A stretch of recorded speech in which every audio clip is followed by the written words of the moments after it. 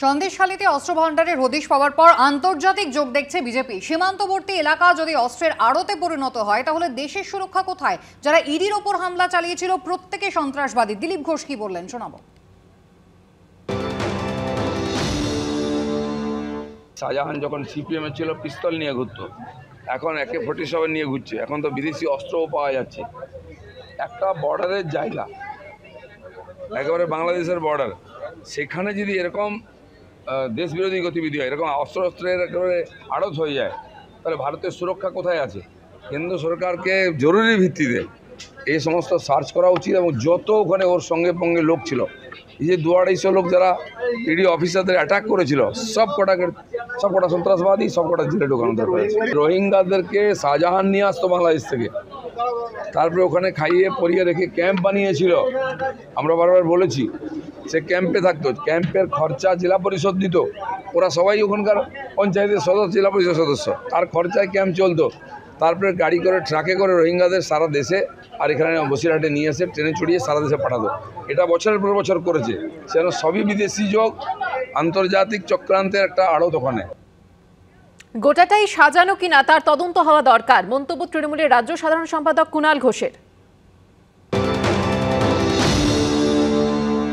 সন্দেশখালীতে যেটা হয়েছে সেটা সাজানো একটা নাটক, একটা অতি নাটকীয় মঞ্চ, ভোটের মধ্যে ভোটে প্রভাব ফেলতে। এবং এটাও তদন্ত দরকার যে এই দৃশ্যটা তৈরি করতে কেউ বা কারা, যারা বঙ্গ বিরোধী, বাংলার বিরোধী বদনাম করতে চায়, তারাই এসে কিছু অস্ত্রশস্ত্র রেখে দিয়ে তারাই আবার উদ্ধারের নাটক করছে কিনা, সেন্ট্রাল এজেন্সি গিয়ে উদ্ধার করছে কিনা।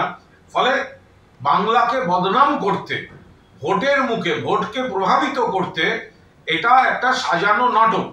কিন্তু এক্ষেত্রেও বলবো, যদি আমাদের শত্রুপক্ষ নাটক করার জন্য, বদনাম করার জন্য ওই এলাকায় অস্ত্র ঢুকিয়ে থাকে, তাহলেও সেটা পুলিশের গোয়েন্দা নেটওয়ার্কের নজরে আনা উচিত ছিল, থাকা উচিত ছিল।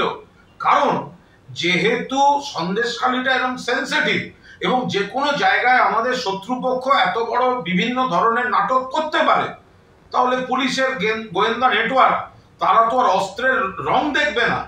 যারাই ঢুকিয়ে থাকুক এই পিস্তল, যারাই ঢুকিয়ে থাকুক কার্তুজ, তাহলে পুলিশের সেগুলো থামানো উচিত ছিল।